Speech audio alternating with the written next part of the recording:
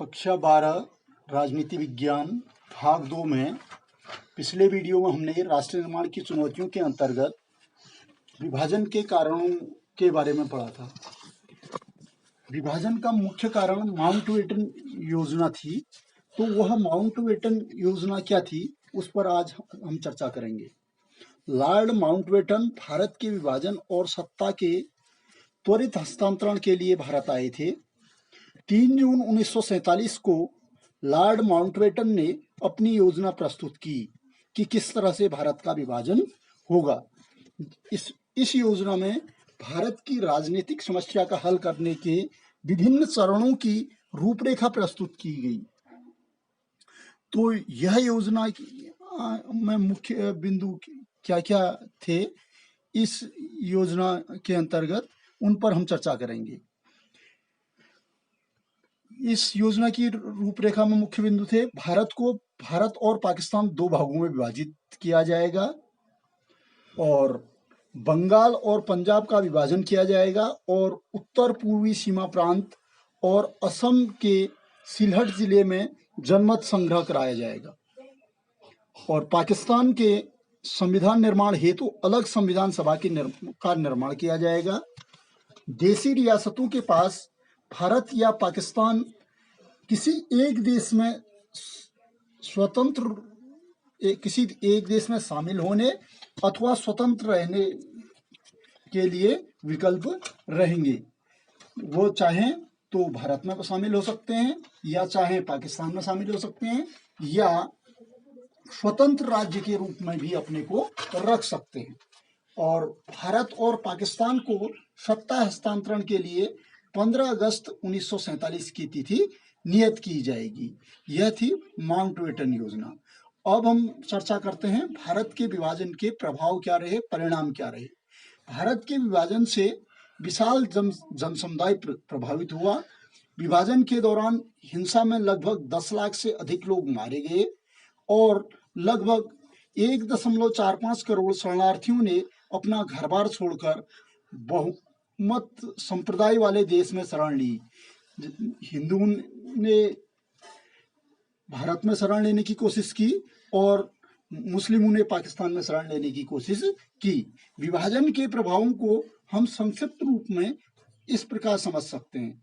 Number पहला है आबादी का पलायन। जो आबादी थी, जिसके घर बार थे, वो सब छोड़ छाड़ कर क्या है, एक देश से दूसरे देश के लिए पलायन करने लगे। और सांप्रदायिक हिंसा, हिंदू और मुस्लिम दंगे भड़क गए और सांप्रदायिक हिंसा होने लगी, जिसमें एक भयानक स्थिति उत्पन्न हो गई। व्यक्तिगत संपत्ति का नुकसान, जो जिस जगह पर रहा था उसकी वहां अपनी व्यक्तिगत संपत्ति थी, जानवर थे और घर था, जमीन थी, वो सब छोड़कर जाना पड़ा। इसलिए व्यक्तिगत संपत्ति को पर्याप्त मात्रा में नुकसान हुआ।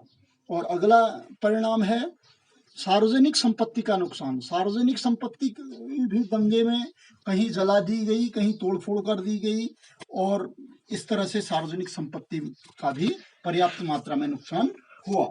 भयानक मानवीय त्रासदी, लूट, हत्या, बलात्कार, परिवार से बिछड़ना आदि अनेक घटनाएं, दर्दनाक घटनाएं इस दौरान हुई। और अगला कारण है संपत्ति का बंटवारा। जो संपत्ति थी उसका भी बंटवारा किया गया। तो गांधी जी के दबाव पर पाकिस्तान को इंडिया से 55 करोड़ रुपए भेजने पड़े।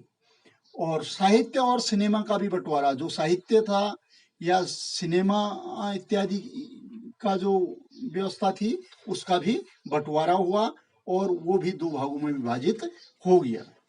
अब हम चर्चा करते हैं विभाजन की प्रक्रिया। जिस भाग को विभाजन से पूर्व इंडिया कहा जाता था, वह विभाजन के बाद भारत और पाकिस्तान 2 देशों में बढ़ गया। विभाजन की स्थिति काफी दर्दनाक थी और इसको व्यवहारिक रूप देना और भी कठिन था, क्योंकि जो पाकिस्तान में जाने वाला हिस्सा था, एक पूर्वी पाकिस्तान था और एक पश्चिमी पाकिस्तान था, उसके बीच में भारत का क्षेत्र था। यह तय हुआ कि धार्मिक बहुसंख्या के अनुसार विभाजन होगा, अर्थात जहां हिंदू बहुसंख्यक हैं वह भारत में, तथा जहां मुस्लिम बहुसंख्यक हैं वह स्थान पाकिस्तान में होगा। इस तरह से विभाजन की प्रक्रिया हुई और इसमें काफी समस्याएं आई। तो अब भारत विभाजन के समय क्या समस्याएं आई, इन पर हम चर्चा करते हैं। ब्रिटिश इंडिया में कोई भी इलाका ऐसा नहीं था जिसमें मुस्लिम बहुसंख्यक हो। ऐसे 2 ही इलाके थे जहां मुस्लिम आबादी ज्यादा थी। एक इलाका पश्चिम में तथा दूसरा पूर्व में था। तो इसलिए इस राष्ट्र का सीमांकन भी काफी कठिन था। पूर्व व पश्चिम के दोनों मुस्लिम बाहुल्य आबादी वाले इलाकों को जोड़ा नहीं जा सकता था। अतः इस इलाके में पूर्वी पाकिस्तान और पश्चिमी पाकिस्तान बनाई गई। हर मुस्लिम बाहुल्य इलाका पाकिस्तान में शामिल होने को तैयार नहीं था। ब्रिटिश इंडिया के मुस्लिम बाहुल्य प्रांत पंजाब और बंगाल में अनेक हिस्से ऐसे थे जिनमें बहुसंख्या में गैर मुस्लिम आबादी भी थी। अतः यह तय किया गया कि दोनों प्रांतों को धार्मिक बहुसंख्या के आधार पर बंटवारा किया गया। विभाजन के बाद हिंसा आरंभ हो गई और स्थिति नियंत्रण से बाहर हो गई।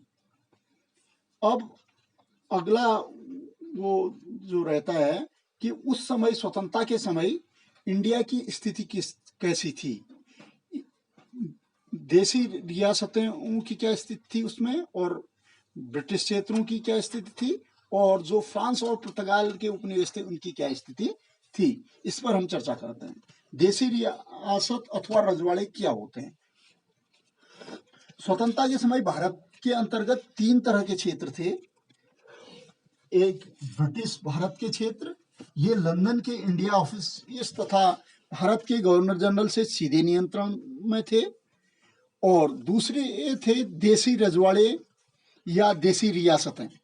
यह ब्रिटिश साम्राज्य द्वारा सीधे शासित नहीं थे, बल्कि इनमें भारतीय शासक शासन करते थे, परंतु इन भारतीय शासकों पर परोक्ष रूप से ब्रिटेन शासन का ही नियंत्रण रहता था। इसमें अधिकांश रियासतें केवल लोक सेवा प्रदान करने तथा कर वसूलने का कार्य करती थी। स्वतंत्रता के समय भारत में कुल 565 रियासतें थी। इनमें से केवल 21 रियासतें में क्या थी, सरकार बनी हुई थी, और 3 रियासतें क्षेत्रफल की दृष्टि से बहुत बड़ी थी, मैसूर, हैदराबाद तथा कश्मीर। इन सभी रियासतों को स्वतंत्रता मिलने पर हिंदुस्तान अथवा पाकिस्तान में मिला दिया गया। और तीसरा क्षेत्र था फ्रांस और पुर्तगाल के औपनिवेशिक क्षेत्र। ये क्षेत्र कौन कौन से थे? जैसे चंदननगर, पांडिचेरी, गोवा आदि थे, जिन पर कि फ्रांस और पुर्तगाल का उपनिवेश था। देसी रियासतों का विलय हम चर्चा करेंगे अगले